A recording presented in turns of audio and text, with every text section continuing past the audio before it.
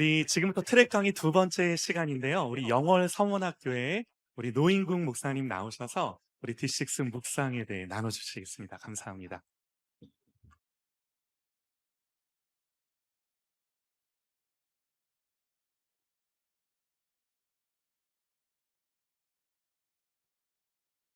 전 요즘 좀 핫한 동네가 되었어요. 왕가 사는 남자, 왕사남의 촬영지이기도 하죠. 강원도 영월에서 왔습니다. 영월에서 태어났고, 영월에서 고등학교까지 마쳤고, 또 한 대학과 또 이렇게 선교단 지으면서 한 15년 정도 떠나 있다가 목회자로, 지역교회 목회자로 영월에 온 지 거의 한 30여 년이 되고 있습니다. 오늘 특별히 우리 D6 묵상에 관해서 이렇게 제가 한 짧은 시간이지만 강의를 나눌 때 저와 여러분의 좋은 좀 도전도 되고 감동이 되었으면 좋겠습니다. 제가 제목을 식탁에서 전수되는 은혜라는 것입니다. 일상이라는 말로 좀 표현해도 좋을 것 같아요. 두 가지 단어를 제가 처음부터 끝까지 좀 아마 맥을 잡고 이야기를 정리할 것 같아요. 하나는 쉐마라는 단어입니다. 신명기 6장에 나오는 단어죠.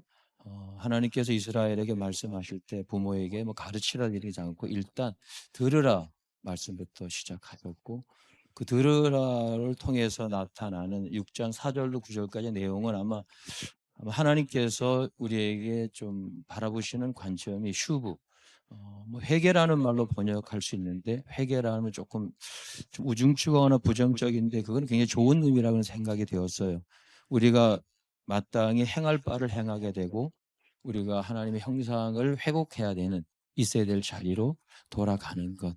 하나님께서 우리를 향하신 하나님의 어떤 간절한 그런 마음이 아닌가라는 생각이 들었습니다. 음, 저는 한 3년 정도 지금 이제 컨퍼런스 세 번째 참여를 하게 되었고요. D6 강사 과정 2기, 그다음에 올해 이제 끝난 3기와 4기 소그룹 리더로 섬기게 되었습니다.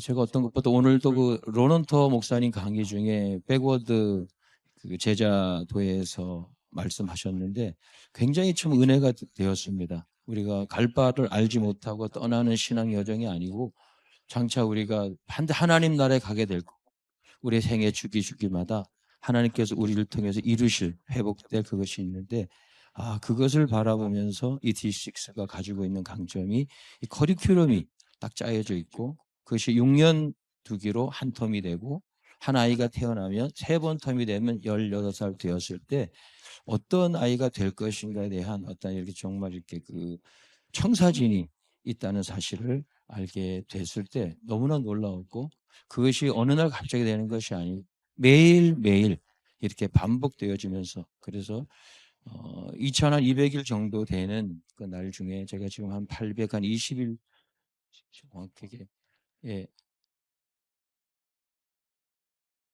오늘까지 제가 6년 따져 보니까 2,190일인데요. 제가 D6를 만나고부터 내가 이것을 매일매일 묵상을 하는 것을 기록하고 성도들한테 매일매일 나눠야 되겠다 한 것이 어제까지 909일이 되었더군요. 참 너무 감사하고, 그 다음에 18년이 되면 저것이 6,570일이 된다.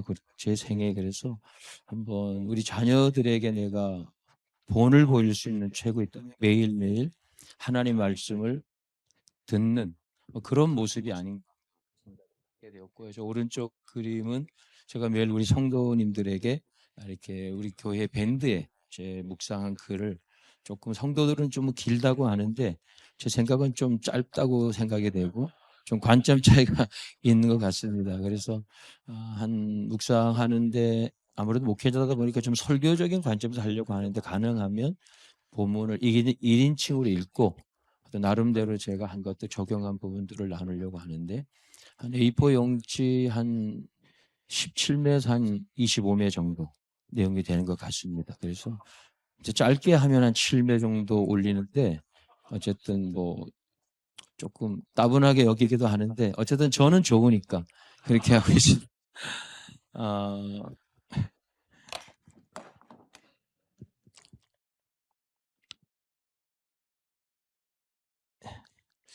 오늘도 잠깐 말씀 가운데 좀 나누게 되었어요. 그래서 저도 이렇게 D6 만나면서 성경 66권 중에 가장 내가 정말 가치 있게 여기고 소중하게 여기는 장이나 권은 무엇일까? 보통 뭐 로마서, 요한복음 등등 하는데 D6 만나면서 그것은 신명기야.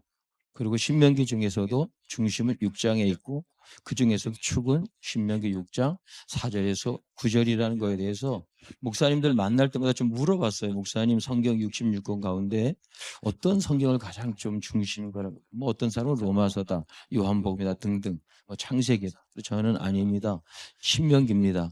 그 제가 나름대로 깨닫는 해도 사람들이 뭐 이렇게 수긍을 하진 않지만 저는 어쨌든지 신명기가 맞다라는 생각. 왜냐하면 하나님께서 인류 구원을 위한 원한을 이 신명기를 통해서 보여주셨고 그것을 이루는 데 있어서 교회와 가정이라는 두 축을 우리에게 가르쳐 주셨기 때문입니다.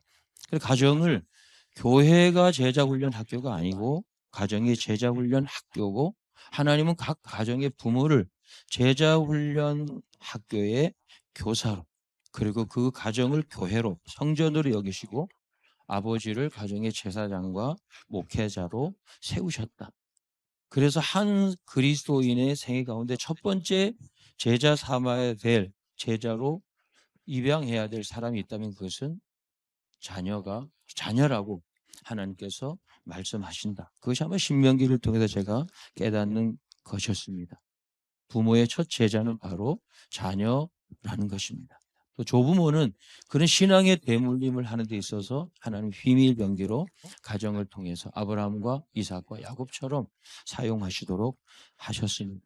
우리 성경을 보면 하나님께서 예수님을 보내셨을 때 경건한 언약 가정에 예수님을 보내셨습니다. 요셉과 마리아를 통해서 하나님은 예수 그리스도를 이 세상에 보내셨습니다. 사가랴와 엘리사벳을 통해서 세례 요한을 나게 하셨고 그를 예수님의 앞서가는 길을 감당하도록 하셨습니다. 모세는 어떻습니까? 아브라함과 요게벳이라는 경건한 레위 자손을 통해서 한 민족의 구원자로 그를 준비하셨습니다. 아마 뭐 이야기 가운데 뭐 전체적인 제가 감동을 받은 것은 잠깐 김천환 목사 소개한 책 중에 땅끝 선교 가정 전도, 그것을 통해서 정말 왜 하나님이 가정에 고유한 권한을 주셨고 자녀를 제자 삼는데 하나님은 한 번도 부모 외에 다른 기관이나 다른 사람에게 위임한 적이 없다라는 것입니다. 그것이 성경이 창세부터 계시록까지 줄곧 맥을 유지하고 있는 중심 내용이라는 것입니다. 뭐 저도 첫째 아들, 이제 두 아들이 있는데 첫째 아이가 결혼을 했어요. 손자도 낳고. 그리고 사람들이 이야기가 좀 들리게 되거든요.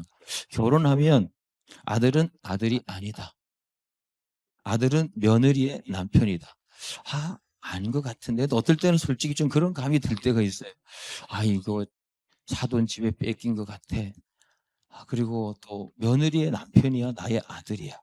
그래서 저희 아내하고도 이 말을 가지고 잠깐 대화를 하는 적이 있는데 우리 시대의 가정의 다양한 모습으로 부모와 자식 간에 또 조부모와 부모 세대, 손자 세대 안에 뭔가 좀 석연치 않은 정말 피땀 흘려 일궈낸 가정 후손 대대로 이어져야 될 그리스도인의 가정마저도 집은 굉장히 점점 넓어졌지만 가족의 마음들은 좁아지고 식탁은 굉장히 산해진미로 풍성해지고 먹을 것은 많지만 대화는 어떤 시대보다도 가난한 시대가 되지 않았을까. 특별히 그리스도인들조차도 언약 가정들조차도 일주일 168시간 중 교회에서 보내는 시간은 단 1시간 정도에 불과하다라는 것입니다.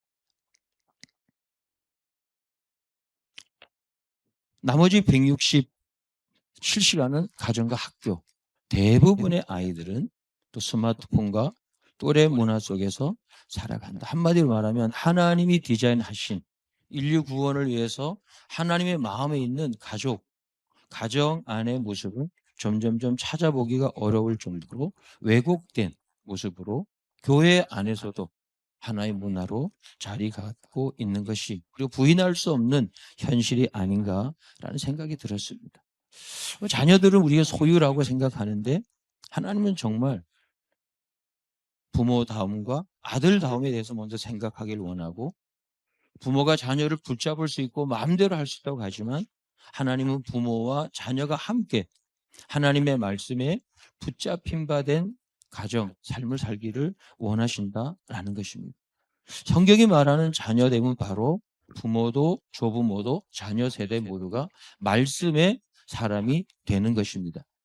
유대인들은 여자아이들은 보니까 12살, 13살이면 바트 미츠바라 그래가지고 성년식, 남자아이들은 13살 때 바 미츠바라고 해서 성년식을 하게 되는 성년식의 의미가 그런 거잖아요. 말씀의 사람이라는 것입니다. 우리 아이들이 13살 정도 되었을 때 정말 말씀의 사람이 되어서 이 세상 속에서 그리스도의 정체성을 유지하고 정말 하나님의 영광을 위하여 하나님의 나라를 세우는데 정말 독립적인 사람으로 보낼 수 있을까?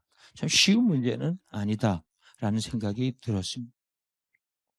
디시스 묵상은 바로 저는 여기서부터 시작되고 여기서부터 지속이 되고 여기서부터 이것을 향해서 나아가는 것이 아닌가라는 생각입니다. 성경이 말하는 부모됨, 바로 자녀와 함께 부모와 자녀가 함께 하나님 말씀 앞에 서도록 서로 돕는 것이라는 것입니다. 그러려면 먼저 부모가 주의 제자가 돼야 되고 자녀를 자기의 첫 제자로 삼아야 된다라는 것입니다. 이것이 D6 묵상의 아마 시작점입니다.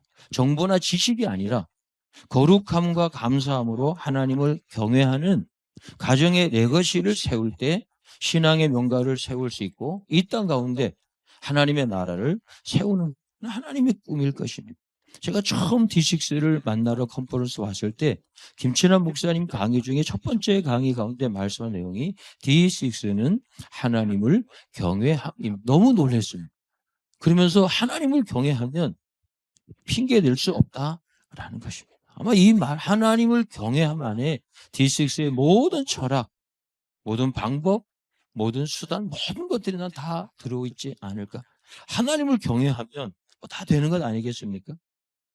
어쩌면 가정은 제자 훈련의 부차적 장소가 아니고 하나님의 사랑이 매일 강화되거나 잊히는 삶의 현장이라는 것입니다. 디시스 묵상의 핵심은 교회와 가정이 서로 떠넘기지 않고 책임을 떠넘기지 않고 함께 제사 삼는 것입니다. 교회는 부모를 세우고 부모는 가정에서 자녀들을 주의 제자로 세우는 것입니다. 성경은 한 번도 다음 세대를 분리된 소비자로 본 적이 없습니다. 우리가 뭐 다음 세대 하지만 성경에 다음 세대라는 말을 사용한 적이 없잖아요. 단지 사사기 2장에서 다른 세대라는 단어는 사용하고 있습니다. 부모 세대가 자기들이 받은 것들을 자녀들에게 전수해 주지 않자 그들은 하나님을 알지 못한 이스라엘의 구원의 역사를 알지 못하는 다른 세대로 되었다고 합니다. 어쩌면 오늘날 세대는 다음 세대에 대한 부정적인 말을 한 사실은 성경은 다른 세대보다 부모 세대에 더 관심을 보여주고 있다라는 생각입니다. 하나님은 아버지를 가정의 목회자로 가정의 제사장으로 부르신 것입니다. 가정의 영적 목적지를 부모가 정하지 않으면 우리 가정의 문화는 우리 아이들의 사상은 결국 우리의 가정의 목적지를 대신 정하고 이 세상적인 가치를 따라 살아가게 될 것입니다. 여러분들 오늘 컨퍼런스 진행은 의도성이라는 단어를 계속 좀 반복해서 말씀하신 것 같아요. 성숙한 제자는 그런 점에서 우연히 만들어지지 않는다는 것입니다. 신앙의 결과를 우리가 기대한다면 우리 자녀들의 말씀의 사람이 되기를 원한다면 우리는 뭔가 그것을 의도적으로 뭔가를 자녀들에게 공급해야 될 것입니다. 말씀을 사랑하는 세대를 원한다면 말씀을 생활 속에서 내가 말하고 나의 삶을 보고 자녀들이 보고 배울 수 있도록 가정의 분위기를 바꿔야 될 것입니다. D6 묵상은 단지 자녀들을 말씀을 많이 알고 착한 자녀로 만드는 것이 아니고 우리 가정을 하나님의 언약 이야기 안에 우리 자신 부모도 자녀들도 제 자리를 지키는 것입니다. D6 가정 안에도 갈등이 없을 수는 없습니다. 언약적 회개와 복음적 사랑이 있는 것입니다. 로넌토의 D6 DNA 책에 보면 가정과 교회가 함께 DNA와 같은 나선 모양으로 어루져야만 다음 세대를 온전한 예수의 제자로 세울 수 있다라고 했습니다.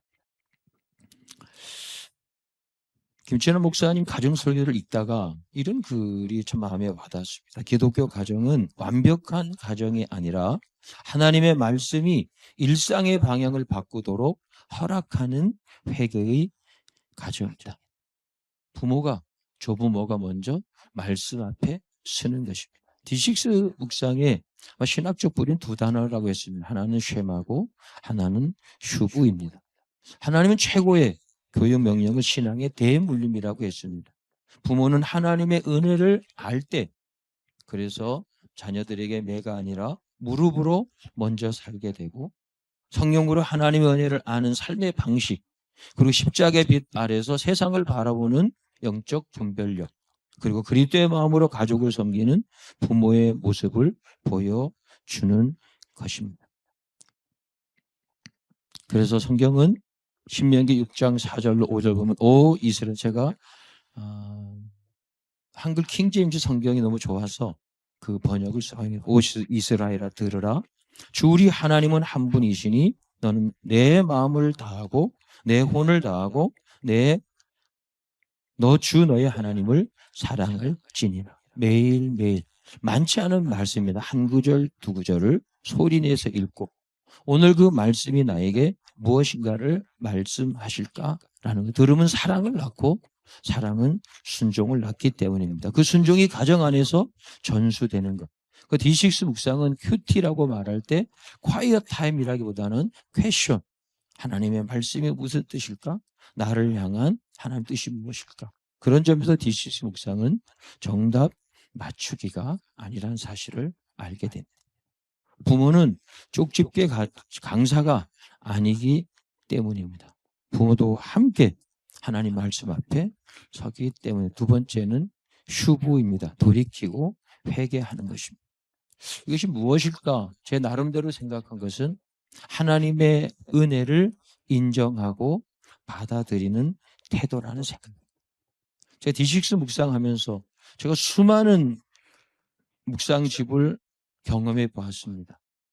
거의 1인칭으로 읽기 쉽지 않고 전 가족이 함께 읽기가 쉽지 않았는데 D6 묵상하면서 매일마다 제가 부딪히는 것은 말씀을 1인칭으로 읽어야 된다.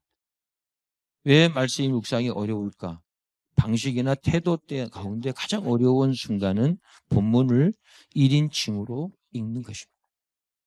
D6 묵상은 부모가 먼저, 조부모가 먼저 말씀 앞에 무릎을 꿇는 것입니다.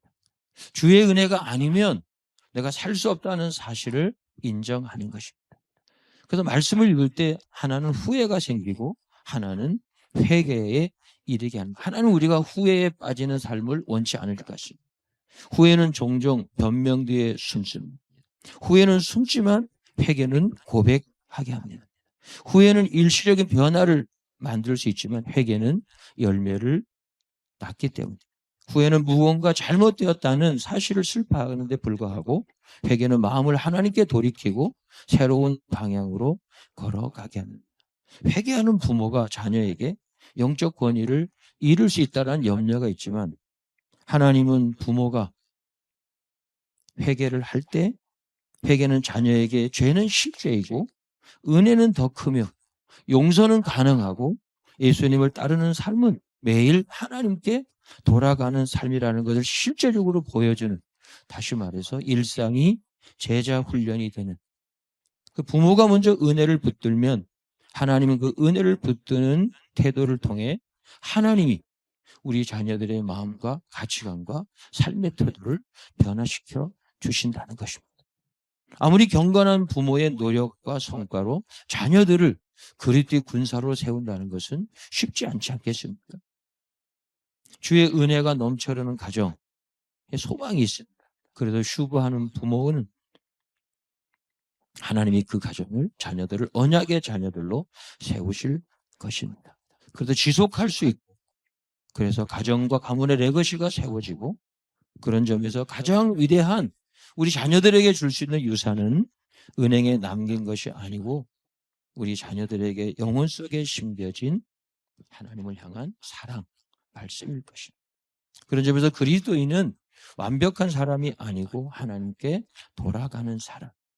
그런 점에서 가정은 실패를 숨기는 것이 아니라 복음 안에서 회복을 배우고, 그런 점에서 은혜는 우리의 책임을 약화시키거나 얼버무리거나 변명시키는 것이 도리어 책임을 감당할 만한 힘을 함께 삼겹줄처럼 가꾸어주고, 은혜를 기반으로 한 가정 사역은 그런 점에서 제자도의 부르심을 결코 수준을 낮추지 않는다라는 것입니다. 제가 그래서 좀 내 PPT를 계속 바꾸지는 못했는데요. 죄송하고, 제가 정해진 시간이 있어서 제 강의하는, 제가 가능하면 제 원고를 여러분에게 드리도록 했습니다. 제가 좀 그래서 사실 D6 묵상은 일상을 통해서 하나님 말씀을 적용하는 장소가 되고, D6 묵상의 핵심적인 것들은 저를 이어서 두 분의 정말 탁월한 강사 두 분이 오셔서 이 적용과 내용들을 하실 때 좀 도움을 받았으면 좋겠고요.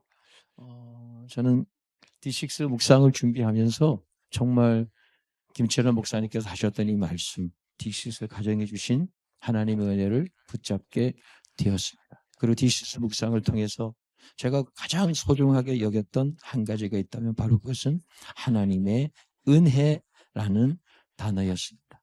하나님의 은혜가 아니면 우리가 자녀들을 어떻게 나아갈 수 있겠습니까? 가정 예배를 잘한다고 뭐 의로워지는 것도 아니고, 결국 우리를 구원하시고 회복하시는 분은 오직 예수 그리스도이시기 때문입니다. 우리 모두가 때로는 자녀 교육에 실패한 부분도 있습니다. 실수한 부분도 있습니다. 그러나 예수님은 한 번도 아버지 뜻에 어그러지 않고 거스르지 않으시고, 아버지의 음성을 들으셨고 아버지의 뜻에 완전히 순종하셨고, 십자가에서 우리 가정의 실패와 상처, 또 세대 단절을 자기 몸에 다 짊어지시고 우리를 부활하심으로 새로운 언약의 가정으로 우리 모두를 초대하셨습니다. 히브리서 4장 16절에 보면 그러므로 우리가 은혜의 보좌로 담대히 나아가자. 이는 우리가 자비를 얻고 필요한 때에도 도우시는 은혜를 발견하기 위함이라 라고는 말씀으로 마지막 결론을 맺고 싶습니다. 가정과 교회 연결하기 내용 가운데 은혜는 출발선과 결승선 그 사이에 있는 모든 것을 결정하여 자녀의 성품을 형성하는 가장 강력한 무기라는 말로 마지막 강의를 마무리하도록 하겠습니다. 스코트 퍼듀라는 분이 2025년도 미국 D6 컨퍼런스 가운데 하셨던 말씀 가운데 이런 내용이 있었습니다. 세대적 유산은 우연히 맺어지는 열매가 아니라 의도적이고 치열한 영적 건축의 건축물이다 라는 것입니다. 여러분, 매일매일이 우리 가정을 회복시키고 하나님의 나라를 세우는 일에 매일매일 우리 자녀들과 함께 하나님의 말씀을 통해서 은혜의 보좌 앞에 나아가면서 하나님이 하실 일들을 경험하고 누리는 그런 복된 언약 가정들이 되시기를 주님의 이름으로 부탁을 드립니다. 잠깐 제가 나눴던 그동안 D6 묵상을 통해서 깨닫는 바를 나름대로 정리를 하느라고 했고, 그래서 여러분들 일단 제 강의하는 교재에 더 실어드리도록 했습니다. 감사합니다. 네, 우리 노인국 목사님 감사합니다. 우리 바로 이어서요, 우리 수원 창성교회 전주혜 집사님 나오셔서 우리 식탁으로 내려오는 말씀 주제로 나눠주시겠습니다.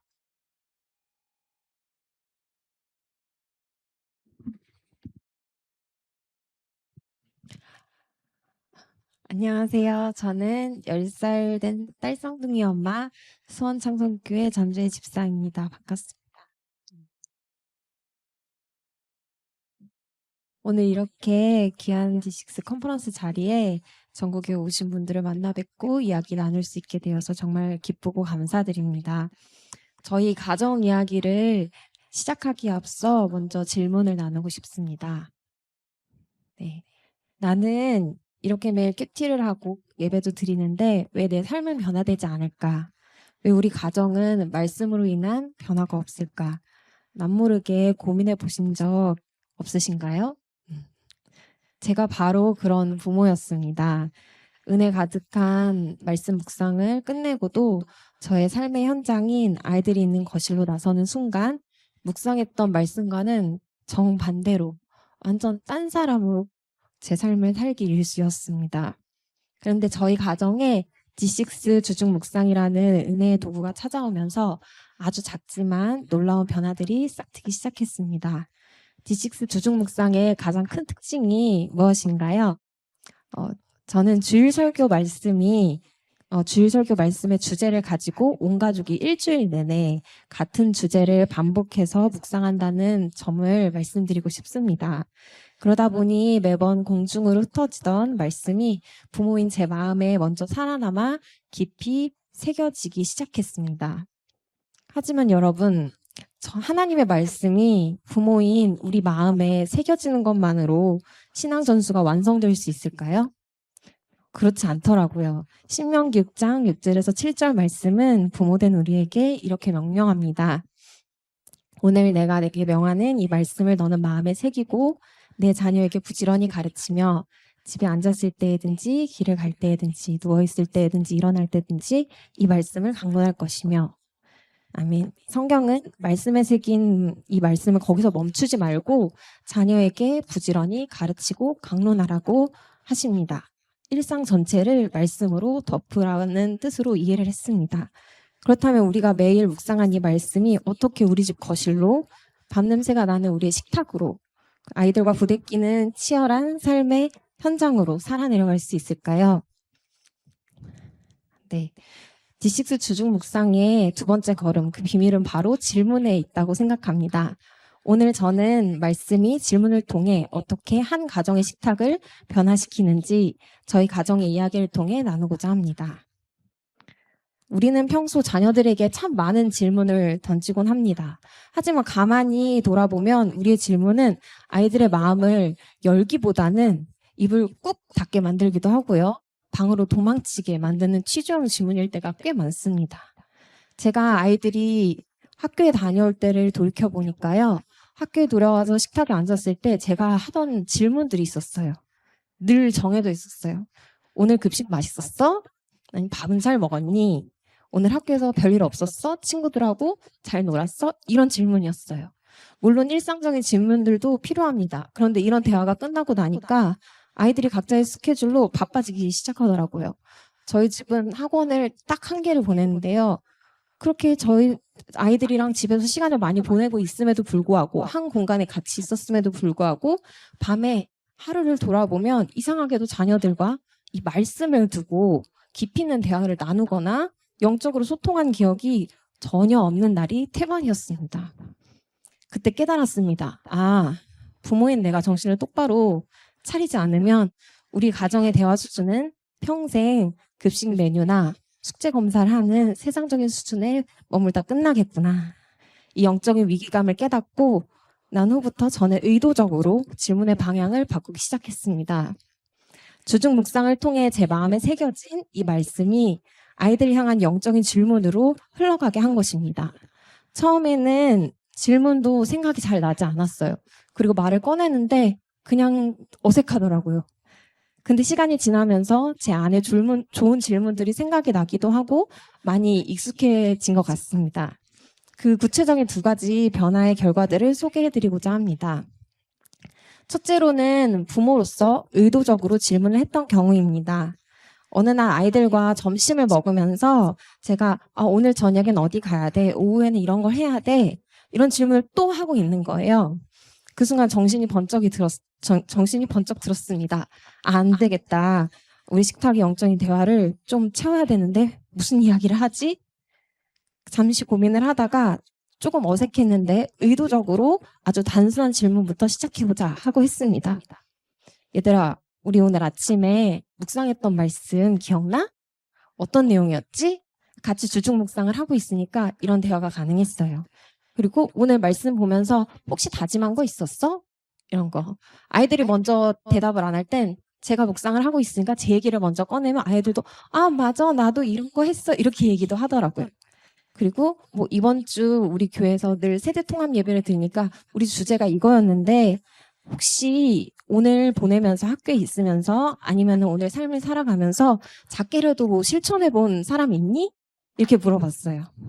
참 신기하게도요. 그 단순한 질문 하나에 아이들이 입을 열기 시작했습니다. 조잘조잘 대답을 이어가면서 매일 먹는 식탁의 그 자리가 서로의 말씀을 나누는 은혜 자리로 자연스럽게 바뀌어 갔습니다. 둘째로는 삶의 위기의 순간, 저 개인적으로 삶의 위기의 순간, 육아를 하면서의 위기의 순간에 자연스럽게 질문으로 흘러나왔던 경우가 있습니다. 어느 날 밤 저희 아이들이 며칠 동안 공들여 만든 종이 인형 세트가 있었어요. 다 본인들이 오리고 테이프로 이렇게 해서 코팅을 해서 맨날 가지고 놀던 소중한 거였는데 바닥에다가 물컵을 두고 왕창 다 그 위에다 엎질러 버린 거예요. 코팅을 했는데도 이미 다 젖고 번져서 완전히 못 쓰게 되니까 아이들이 바닥에 주저앉아서 서럽게 울기 시작하더라고요. 그래서 뭐라고 말해줘야 되지? 이렇게 아이들이 뭔가 이렇게 슬퍼하거나 화가 나거나 뭐 훈계를 해줘야 되는 그런 상황이 되면 무슨 이야기를 해줘야 되지? 주님 생각 좀 나게 해주세요. 이런 기도를 하게 될 때가 많았는데요. 그때도 그랬어요. 근데 그때 제 마음을 채우던 주중 묵상 말씀이 있었어요. 9주간 배웠던 말씀인데요. 감옥에 갇혀서도 기뻐하는 사도 바울 이야기였어요.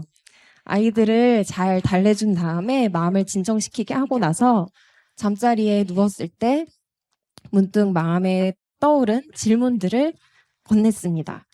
얘들아, 사도 바울은 종이 인형이 젖은 정도가 아니라 억울하게 감옥에 갇혔잖아.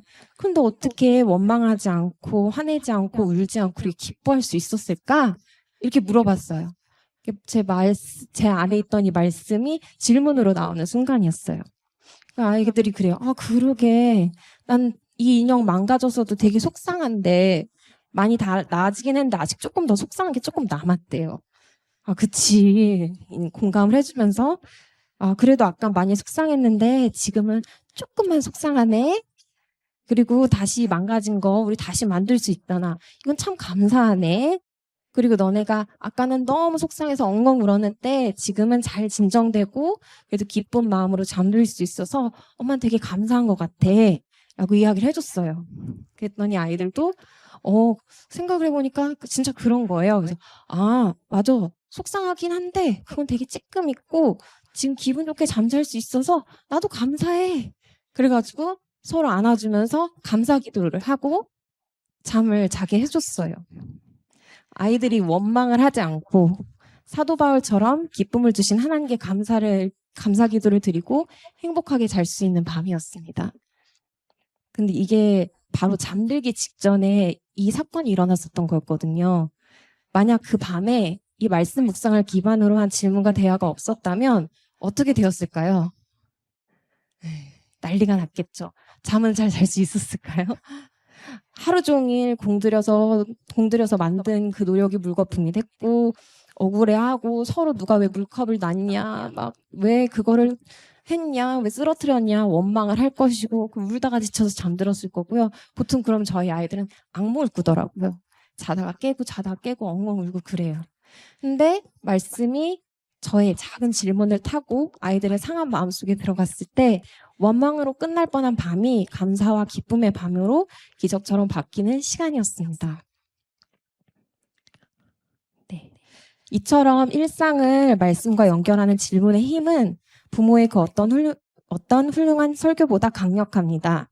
그리고 그 놀라운 질문들이 가장 자연스럽게 피어날 수 있는 최고의 영적 장소가 있습니다. 바로 우리가 매일 마주하는 가정의 식탁입니다. 식탁은 온 가족이 서로의 눈을 가까이서 마주볼 수 있는 되게 좋은 구조로 되어 있죠. 그리고 맛있는 음식이 있기 때문에 마음도 조금 더 쉽게 열리는 특별한 공간인 것 같아요. 최근 6월 초에 저희 집 식탁에서 있었던 일을 하나 소개해드리려고 합니다. 그 주간에 사도 바울의 삶의 목적은 오직 예수 그리스도뿐이라는 빌립보서 말씀을 묵상하고 있었습니다. 그런데 참 신기하게도 하나님이 제 삶에 그 말씀과 딱 들어맞는 상황들을 매일 마주하게 하셨습니다. 그래서 여러 가지 상황을 통해서 제가 얼마나 고집이 센지, 제가 얼마나 교만한지, 제가 얼마나 욕심이 많은지 그걸 보게 하셨어요. 그리고 제가 제 뜻대로 하고 싶은 걸 다 막으셨어요. 제가 너무 화가 나고 짜증이 나는 거예요. 솔직하게.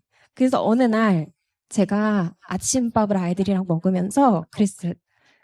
내 연약함을 한번 나눠봐야 되겠다라는 생각이 문득 들었어요. 얘들아, 엄마가 월요일부터 엄마 뜻대로 하고 싶은 일이 있었거든? 근데 그걸 하나님이 다 못하게 하시네? 그 막아서 너무 속상하고 짜증이 계속 났어. 지금도 짜증이 좀 나. 너희도 뜻대로 안 되면 막 화가 나니? 물어봤더니 아 맞아 나도 내 마음대로 안 되면 엄청 화나 공감하더라고요. 엄마도 그래. 그런데 오늘 말씀을 보니까 오늘 그 주중 묵상을 한 거 보니까 너무 내가 부끄러운 거야. 바울은 감옥에서 힘들고 화도 날 수 있는데 예수님 때문에 기뻐했잖아. 그래서 엄마는 엄마 고집을 접고 가만히 있기로 했어. 와 엄마 잘 생각했어. 그래서 저를 격려해 주더라고요. 아이들에게 그냥 잘 생각했어 하는데 되게 많은 큰 위로가 되고 괜히 막 감동도 받고 그랬어요. 그래서 저희가 너무 고마워. 우리 남은 주간도 우리 고집 부리지 말고 한번 힘내보자 라고 이제 하고 끝을 냈거든요. 예전처럼 만약에 아이들에게 이 말씀을 주일날에 듣고 그 말씀을 가르치려고 했다면 너희 고집 피우지 말랬지. 하나님 뜻대로 해야지. 사도 바울 봐. 본받으라고. 말씀 듣고서 그럼 뭐 했어? 이런 식으로 훈계식으로 했을 텐데 정죄했을 텐데 이 D6 방식으로 질문하고 소통을 했을 때 식탁이 오히려 자녀들이 부모를 영적으로 저를 격려하고 위로해주는 자리가 되더라고요. 그리고 온 가족이 전우회를 다지듯 이번 주도 말씀으로 함께 잘 살아보자 하고 결단하는 예배 자리가 되었습니다. 저희 집 식탁 대화하면 빼놓을 수 없는 것이 일주일에 한 번 토요일 저녁에 드리는 가족 예배인데요. 함께 말씀을 읽고 저희는 질문과 대화를 되게 많이 해요. 일방적으로 아빠가 이야기를 많이 하게 되면은 지루하기도 하고 아이들이 이렇게 점점 눈이 감기더라고요. 저녁에 하다 보니까. 그래서 저희 남편이 인도를 하는데요. 질문을 많이 던지고 아니면 궁금한 거를 먼저 물어보게 많이 돼요. 여기 이걸 읽고서는 궁금한 거 있어? 이걸 읽었는데 모르겠는 단어 있어? 이런 것부터 시작해서 아이들이 계속 질문을 하게끔 만들어요. 질문에 저희도 찾아보면서 대답도 하고 왔다 갔다 대화를 많이 하는 시간을 보냅니다. 근데 질문을 하다 보니까 아이들이 질문을 막 하다 보니까 문제가 있는 게 부모인 저희도 모르는 문제가 있는 거예요. 저희도 잘 모르니까요. 그래서 그럴 때 아이들이 갑자기 그렇게 해서 종이 쪽지에다 수첩에다가 그 질문을 적기 시작했어요. 네. 뒤로. 네. 이렇게 아이들이 적기 시작해요. 목사님 질문 카드라고 해서 일부 질문했던 거를 찍어서 지금 보여드리는 건데요. 아이들이 내용을 종이에 적어서 그 다음날이 이제 주일이니까 오전 예배 말씀을 듣고 오전 예배 말씀 때 답을 찾기도 해요. 가끔. 그러면 그걸로 듣고 만약에 그때 답을 얻지 못하면 예배 후에 아니면 오후에 이제 커리큘럼 하기 직전에 목사님께 질문을 하고 답을 아이들이 얻곤 하고 있습니다. 이렇게 식탁 위에서의 이런 영적인 소통이 부모와 자녀의 울타리를 넘어서 교회까지 이렇게 자연스럽게 흘러가고 있는 중에 있습니다. 자, 여기서 나는 아무리 해도 자녀들에게 무슨 질문을 해야 할지 생각이 잘 안 나는데 고민되시는 분들이 있을 것 같은데요. 그럴 때 큰 도움이 되는 것이 바로 D6에서 제공하는 가정 하브루타 도구 스플링크입니다. 앞에서 다른 목사님이 이거를 또 보여주신 걸로 알고 있어요. 저도 이걸 알고는 있었는데요. 한 번도 이걸 하고 있지 않다가 최근에 아이들이랑 한번 실천을 해봤어요. 그 이야기를 한번 나누어 드릴게요. 어느 수요일 아침에 그 주의 주제가 이거였어요. 빛을 따라가세요. 아침 식사 중에 스플링크를 해보았는데요. 제가 스플링크를 보면서 처음에 이제 제왕나비 그 애벌레가 나비로 변하는 과정을 이제 찾아보고 영상으로 보라고 돼 있었는데 우리 이거 같이 보자. 그랬더니 아, 애벌레 징그러워. 아침밥 먹는데 밥맛 떨어져. 그래서 그건 안 보고 아, 그래? 그럼 얼른 다시 정신을 차리고 아, 나비가 그럼 엄마가 말로 해줄게. 그래서 나비가 고치에서 나오기 위해서는 엄청 몸부림을 쳐야 하잖아. 그것처럼 우리도 인생의 중요한 교훈을 얻기 위해선 어려움을 겪곤 해. 다 여기 있는 걸 가지고 제가 읽은 거예요. 하나님은 우리의 삶에 모든 고난을 없애지 않으셔. 힘든 시기를 통과해야만 배울 수 있는 게 있잖아. 고난은 우리 마음을 부드럽게 하고 더 깊은 이해심과 겸손을 선물해 준단다. 그리고 거기에 나와 있는 말씀을 함께 읽었어요. 그리고 여기에 나와 있는 질문을 똑같이 했어요. 너희도 혹시 어려운 일을 겪은 적이 있니? 이제 10살 됐는데 이 10살의 인생 중에 어려운 일이 과연 있을까 하면서 질문했어요. 별 기대를 안 했는데 한 아이가 갑자기 이야기를 하더라고요. 아, 지금 이제 초등학교 3학년인데 초등학교 1학년 때 한 반 친구한테 괴롭힘을 당해서 너무 힘들었었다고 이야기를 하는 거예요. 뭐 왕따까지 이런 건 아닌데 뭐 자기가 소중하게 여기는 것을 막 바닥에 쏟아버리고 또 어떤 친구는 요새 초등학교의 문화가 왜 그런지 모르겠는데 부적을 붙여요. 여자 죽이는 부적 해서 그거를 이마에다 딱 붙였대요. 그래서 너무너무 충격받아가지고 아무튼 그런 사건들이 저도 아는 이야기긴 한데 그게 아직도 남아있긴 했나 봐요. 그 힘들었던 기억을 이야기하더라고요. 아, 맞아. 그때 많이 힘들었지. 그러면서 두 번째 질문을 했어요. 삶의 그런 어려운 일들이 어떻게 우리를 더 나은 사람으로 만들어줄 수 있을까? 라고 물었어요. 그러니까 아이가 고민을 조금 하더니 말을 하더라고요. 처음에는 그 친구가 왜 그랬는지 도무지 이해가 안 됐어. 근데 시간이 흘러서 그 친구의 개인적인 사정을 좀 알게 된 거예요. 가정의 환경, 이런 좀 어려운 환경들을 듣고 나니까 그 나쁜 행동이 조금은 이해가 가기 시작했대요. 물론 그 친구는 제가 개인적으로 선생님한테 얘기를 해서 그 마땅한 이제 벌을 받긴 받았어요. 근데 본인이 그 친구의 나쁜 행동을 이해하게 되었고, 그리고 지금 엄마의 질문을 듣고 생각을 해보니까 그 힘든 일을 통해서 나한테 나쁜 짓을 했던 그 친구의 사건 때문에 그 친구를 용서하는 법을 내가 한번 해보게 됐다고 하더라고요. 그게 그런 힘든 일이 없었으면 누구를 용서하는 것도 안 해봤을 텐데 용서하는 걸 내가 한번 해보게 됐어.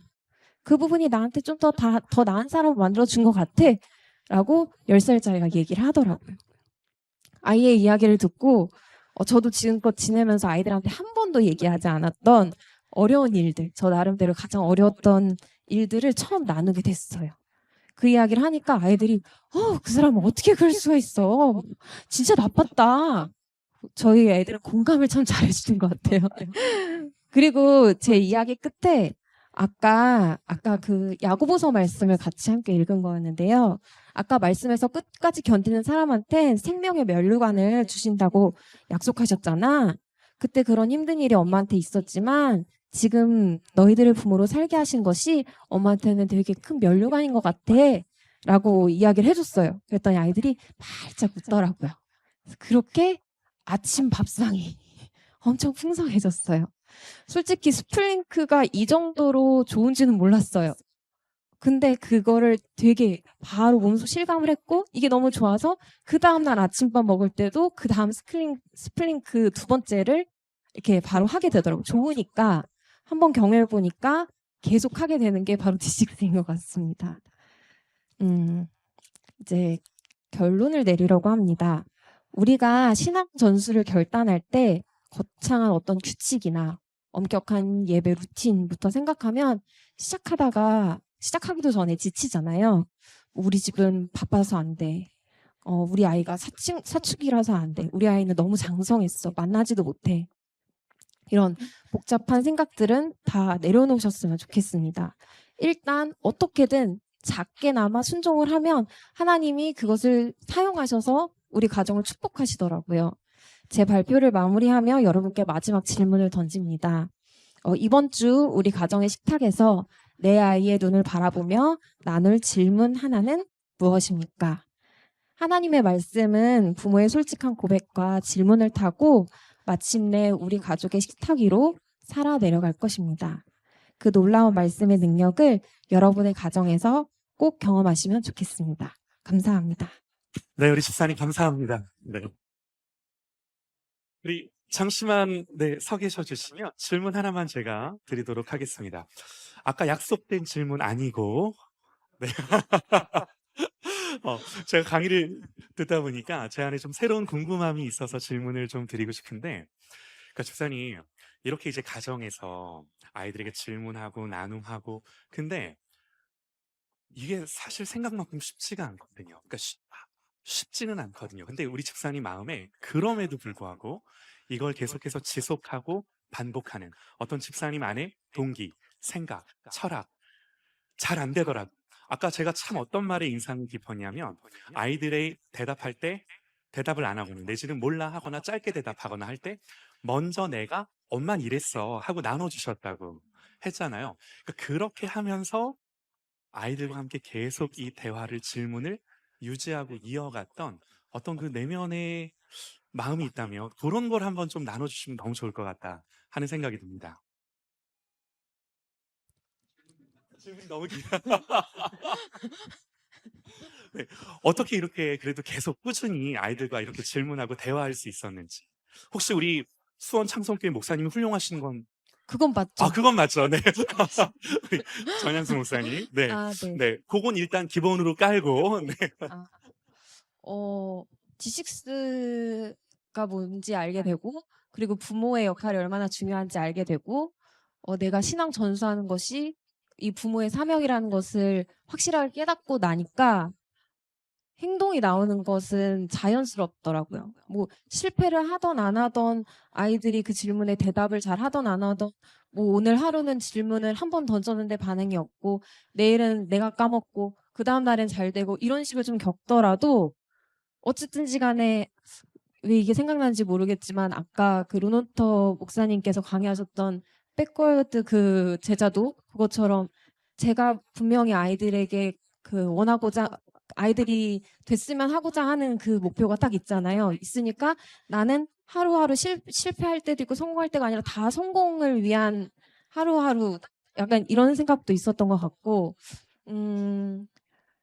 아이들이랑 질문하고 대화하는 게 솔직히 조금 어렵진 않았어요. 어렸을 때도 같이 밥 먹으면서 제 그냥 엄마가 옛날엔 이랬는데 이렇게 기도했는데 뭐 이렇게 응답해 주셨어.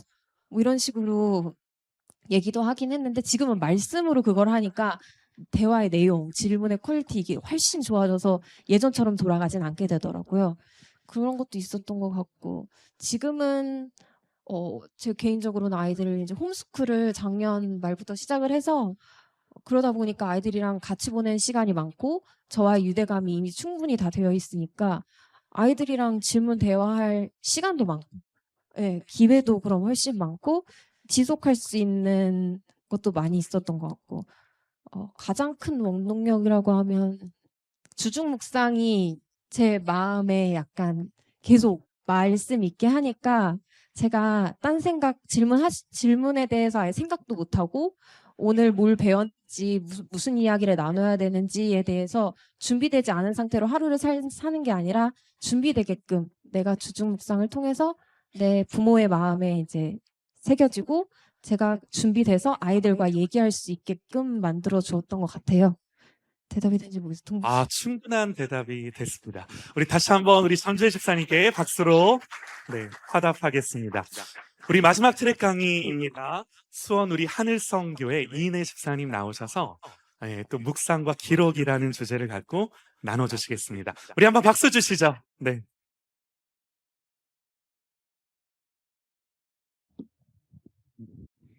안녕하십니까. 수원 하늘성교회 이인혜 집사입니다. 저는 흔히 세상에서 가장 건들기 어렵다고 얘기하는 중2의 딸을 키우고 있는 가정주부이고요. 그리고 올해로 D6를 시작한 지 5년이 되었습니다. 처음 시작할 때는 많은 분들이 그러셨던 것처럼 저도 D6가 뭔지 잘 몰랐고, 그리고 지금도 여전히 알아가고 있는 중인 것 같기는 한데, 그래도 제가 5년 동안 실제로 묵상을 어떻게 해왔는지, 그리고 하나님이 저와 저희 가정에게 어떤 은혜를 주셨는지를 지금부터 말씀드리려고 합니다.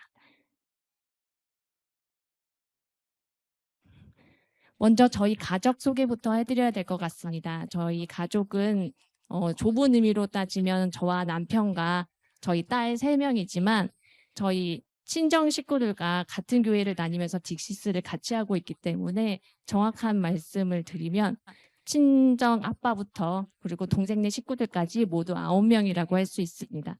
사진에는 엄마가 살아계실 때 찍은 사진이 10명인데 2년 전에 엄마가 소천하셔서 지금은 9명이고 그리고 동생이 이름을 지었는데요. 동생이 3대부터 1000대까지 그리스도만 섬기는 가정이라는 뜻으로 사실 도시가스 회사나 자전거 회사는 아무런 상관이 없는데 이름이 삼천리입니다.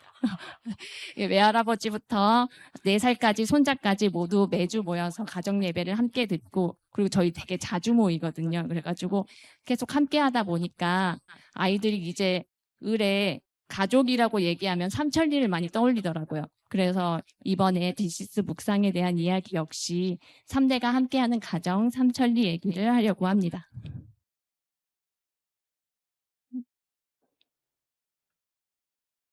예, 일단 제가 처음에 디시스 묵상을 시작할 때 하루를 묵상으로 시작하면 좋겠다 생각하면서 다른 일에 주부들은 방해가 많잖아요. 그래서 방해되지 않을 시간을 정했는데 그게 아침 9시였습니다.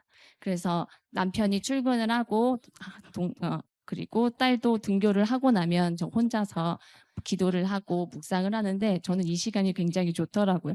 그리고 처음에는 청년 때 했던 그 큐티처럼 이 말씀을 읽고 그냥 중요하다고 생각하는 글에다가 이렇게 밑줄을 긋고 그게 다였는데 요즘에는 하나님이 오늘 저에게 어떤 말씀을 하시는 걸까? 저는 어떻게 살아야 되는 걸까? 이거를 생각하려고 애쓰다 보니까 책에 사실 공간이 좁아요. 그래가지고 이것저것 되게 많이 쓰게 되더라고요.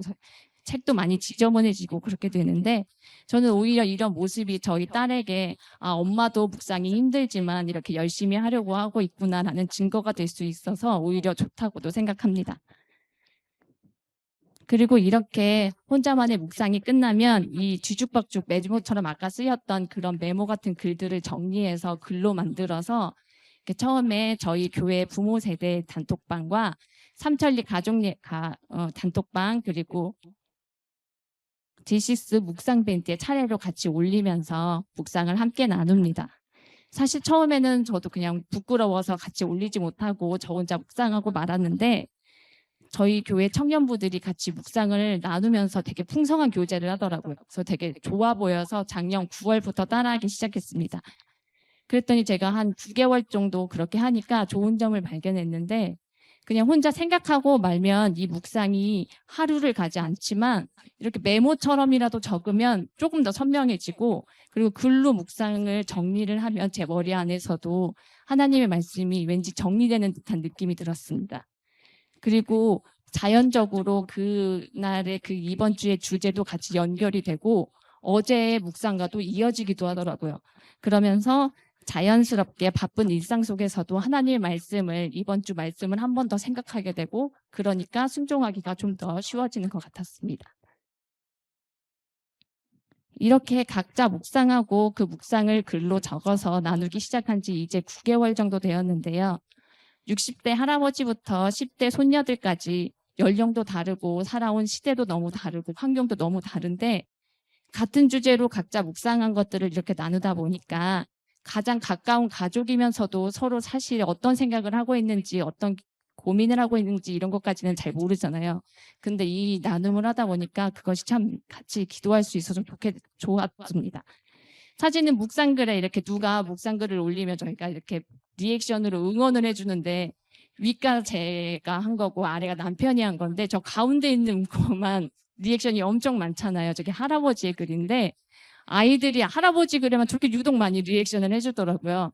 그런데 아이들이 표현으로는 할아버지한테 그렇게 잘 사랑 표현을 하지 않는데 이런 표현으로 아이들이 제사장으로 할아버지를 존경하고 있다는 표시 그리고 사랑하고 있다는 표현을 하고 있는 게 아닌가 하는 저의 생각이 있었습니다. 그리고 무엇보다 가장 이렇게 나누면서 가장 좋았던 점은 다른 사람들의 묵상을 긁으면서 은혜도 받고 새로운 것도 알게 되고 그리고 저의 자신도 반성하게 되고 이런 면들이 있었는데 이것이 어른들의 잘 기록되어 있고 정리되어 있는 글만 그런 게 아니라 정말 아이들의 날 것 같은 묵상에서도 똑같은 것이 느껴진다는 것이었습니다. 아이들의 묵상은 솔직하지만 결국 가볍지만은 않았고 때때로 어른들을 감동시킬 만한 묵직함도 있었는데요. 늘 정말 저희 아이들 정말 가볍거든요. 근데 그 가벼워만 보이는 아이들이 하나님께 드리는 기도가 가볍지 않다는 것도 알게 되었고, 아이들이 또 힘든 일이 있을 때 하나님을 찾나 이런 게 궁금했는데 정말 잘 찾더라고요. 사실 아이들이 하나님을 잘 믿기를 바라면서도 제가 엄마로서, 이모로서 어떻게 도움을 줘야 되는지 잘 모르겠고, 그리고 정말 이 아이들의 마음속에 하나님을 믿는 믿음이 있나? 이런 게 또 궁금하기도 했는데 9개월 동안 이렇게 묵상 나눔을 하면서 그런 것들을 많이 보게 했던 것 같습니다. 아이들의 묵상글을 몇 가지 실제로 소개해 드리겠습니다. 왼쪽 사진은 그리스도의 승천을 주제로 누가복음 24장을 묵상하던 날에 13살 조카의 묵상글입니다. 어렵거나 불편해도 하나님의 말씀은 가치 있다고 배웠는데 말씀대로 살기 위해 노력하지만 부모님께 순종하라는 말씀은 아무리 노력해도 가장 어려운 것 같다. 되게 솔직하게 얘기해주고 있습니다. 사실 아이들이 할 일을 그냥 해치워버리는 심산으로 묵상을 형식적으로 그냥 끝내버리지 않을까 이런 걱정도 있었는데 왠지 이 글에서 이 아이는 정말 말씀에 내가 실천할 수 있나 이렇게 깊이 고민을 했던 것 같고 실천해 보려고 노력하는 것이 느껴지는 것 같아서 참 좋았습니다. 그리고 사실 저 어른인 저도 말씀을 머리로는 생각해도 실천하기가 어려운데 너무 공감이 갔던 글이었던 것 같습니다. 또 오른쪽 글은 그리스도의 부활이 주제였던 때의 저의 딸의 묵상입니다. 항상 함께 하시는 그리스도를 생각할 때 어떻게 믿음이 강해지냐는 책의 질문이 있었는데 그 질문에 다른 아이들도 본인의 부모님 앞에서는 행동을 좀 자제하게 되고 조심하게 되듯이 나는 항상 하나님이 함께 하신다고 생각하기 때문에 함부로 할 수 없다. 뭐 이렇게 얘기를 하더라고요. 그러면서 다른 아이들은 다 그냥 그렇게 살아도 나는 하나님을 믿는 그리스도인이기 때문에 다르게 살아야 한다라고 얘기를 하더라고요. 그래서 저는 이 글을 읽고 저희 딸의 학교에서도 사실 믿는 아이가 저희 아이밖에 없거든요. 같은 반에. 그래서 좀 걱정이 많았었는데 우리 아이가 그래도 그리스도인이라는 자각심을 가지고 살고 있구나. 정체성을 가지고 살고 있구나. 이것이 되게 감사했고 그리고 가족 캠프를 처음 할 때 저희 가정의 가훈으로 삼았던 게 코람데오였는데 요거를 아직도 잘 기억하고 있구나 이런 생각이 들어서 아이가 정말 스스로 잘하고 있구나를 생각하게 되어서 감사했습니다. 다음으로 왼쪽 사진은 가인은 누구와 결혼했을까요가 주제였던 날의 딸의 묵상입니다. 딸은 시험 보기 전에 하나님 솔직히 저는 결과가 좋게 나왔으면 좋겠지만 그래도 결과는 제가 노력한 만큼만 나오게 해주세요. 하나님이 점수를 자꾸 잘 주시면 벌은 나빠져요. 하지만 이것도 제 생각이고 하나님 뜻대로 되게 해주세요라고 기도를 하는데 정말 그렇게 기도를 하고 나면 공부를 열심히 한 날만 점수가 잘 나오고 공부를 열심히 안 한 날은 그 전날 조금 봤던 것까지 하나도 생각이 안 나서 정말 망한다고 합니다. 그리고 이 모든 결과가 하나님이 자기 기도에 응답해 주신 결과라고 생각한다고 이렇게 고백하고 있습니다. 저는 딸이 하나님께 일단 자기의 솔직한 마음을 드리는 것이 너무 좋았고 그 다음에는 하나님의 뜻을 구하고 있어서 되게 놀랐어요. 그리고 그 다음으로는 이 모든 결과가 내 기도에 하나님이 응답하셨구나라고 생각한다는 것에 더 놀랐습니다. 평소 딸과 친하다고 생각했는데 사실 이런 기도를 드리고 있다는 거를 저는 이런 대화를 할 수가 없으니까 몰랐는데 묵상 나눔을 통해서 알게 되어서 참 좋았습니다. 그리고 다음으로 오른쪽 사진은 기쁨으로 하나님의 약속을 소망해요라는 주제로 예레미야 1장을 묵상했던 날의 딸과 조카의 묵상입니다. 위쪽에 있는 것이 딸의 묵상인데 지금 이 순간 하나님의 힘이 필요한 이유는 무엇인가요? 라는 질문에 다음 주에 영어 시험 보는데 영어를 잘 못하거든요. 그래가지고 하나님께 살려달라고 하면서 지혜를 구하고 있습니다. 그리고 아래쪽은 조카가 독감에 걸려서 많이 아팠을 때였는데 하나님에게 마음이 떠나도 내가 다시 돌아오기만 하면 하나님은 언제나 반겨주신다고 배웠다. 내가 독감 걸리기 전부터 계속 디식스를 못했는데 그래서 그런지 하나님과 가까워지는 시간이 무척 짧았던 것 같다. 하나님은 항상 우리와 함께 계시지만 더 가까워지기 위해 디식스를 꾸준히 하고 그리고 디식스 묵상 글만 끝나고 자기가 쓰고 끝나는 게 아니라 다른 사람 글 잘 안 읽거든요, 우리 애들. 근데 읽어봐야겠다라고 생각했다고 합니다. 그리고 제가 아직 독감에 걸려서 아픈 게 다 안 나았는데 화장실에서 하나님한테 빨리 낫게 해달라고 기도를 했는데 그러고 나서 해열제를 먹었나 봐요. 근데 병원 약을 먹었을 때는 하나도 안 괜찮아졌는데 해열제를 먹고 나서 아픈 게 나았다고, 하나님이 기도를 들어주신 것 같다고, 하나님 최고인 것 같다, 굿, 이렇게 해서 끝났습니다. 이렇게 아이들은 표현도 정말 서툴고 문장도 매끄럽지 못하지만 본인에게 닥친 어려움들 앞에서 하나님을 찾는 것을 보게 되었고, 또 표현이 조금 서툴고 굿 뭐 이렇게 하긴 하지만 하나님을 자신의 표현대로 찬양하고 있다는 것도 알 수 있었습니다.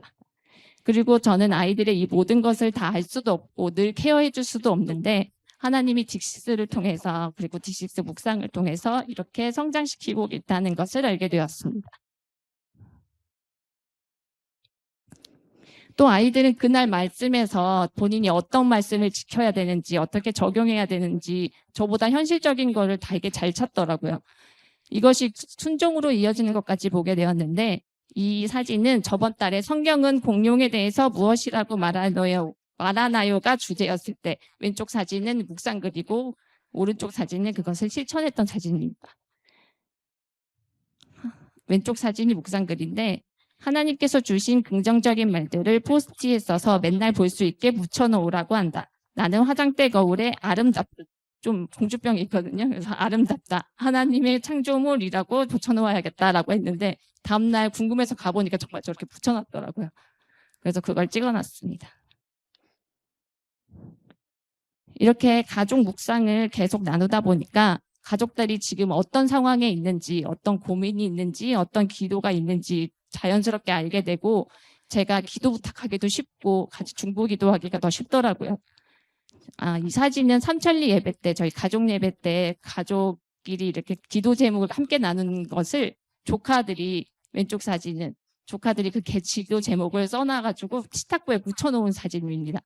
저 그림이 조금 이상한데 줄넘기 하는 사진이래요, 저거는. 근데 어쨌든 저렇게 식탁보에다가 걸어놓고 매일 밥 먹을 때마다 같이 기도를 해주더라고요.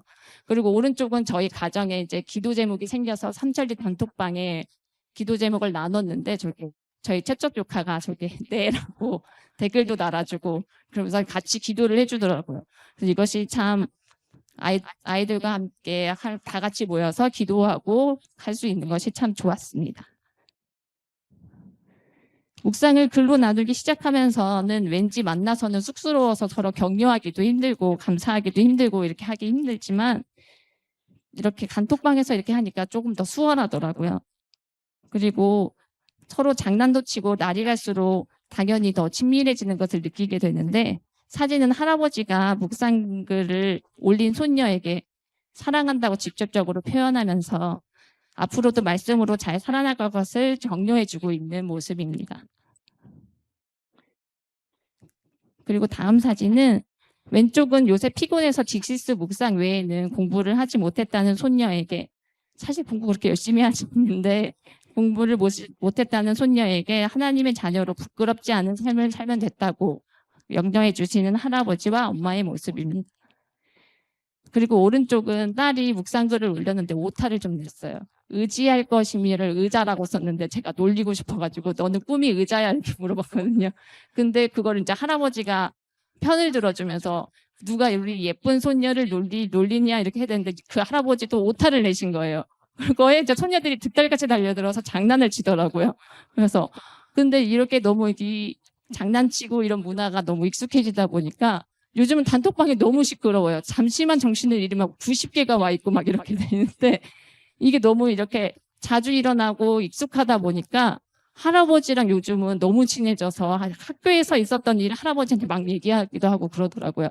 근데 이런 것이 아빠는 잘 이렇게 얘기하지는 않았지만 되게 기뻐하시고 계시고, 그리고 소녀들한테는 이게 나는 할아버지랑 이렇게 친하다 이런 게 자랑이 되기도 하더라고요.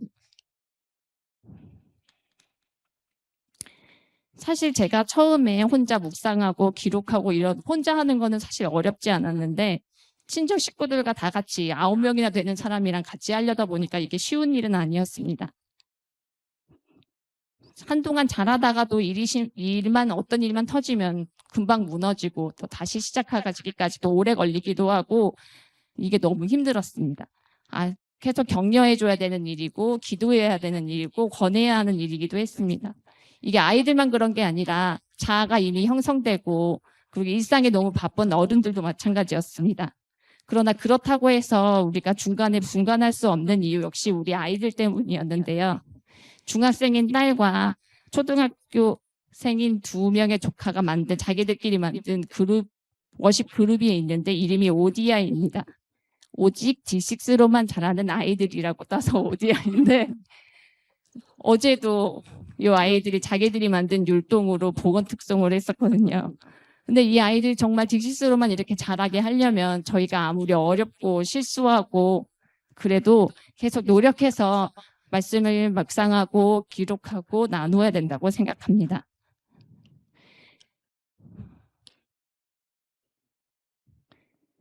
저희 가정에도 아직 묵상과 기록이 잘 참여하지 못하는 가족들이 있습니다. 그리고 이렇게 디지털에 있는 기록을 어떻게 실질적인 기록으로 바꾸어 갈지에 대한 고민들도 있습니다. 앞으로 더 생각하고 노력해야 될 부분이 많습니다. 하지만 저희는 포기하지 않고 계속 기도하고 번면하며 모든 가족들이 매일의 묵상과 기록의 루틴이 만들어지도록 계속 노력하려고 합니다. 어려운 중에도 시간을 지켜서 하나님의 말씀을 묵상하고 기록하고 순종하려고 애를 쓰는 이 모든 치열한 과정들이 우리 가정이 지식의 가정이 되기 위한 지름길이라고 생각하기 때문입니다. 그리고 이 모든 것들이 또한 기록으로 남아서 우리 삼천리 가문이 말씀으로 살아내기 위한 흔적이 될 거라고 생각합니다. 여러분의 가정은 어떤 기록으로 자녀들에게 말씀의 흔적을 남기고 계신가요? 아이들이 오직 딕시스와 하나님의 말씀으로만 자라날 수 있도록 우리 같이 함께 하시지 않으시겠습니까? 이때까지 들어주셔서 감사합니다.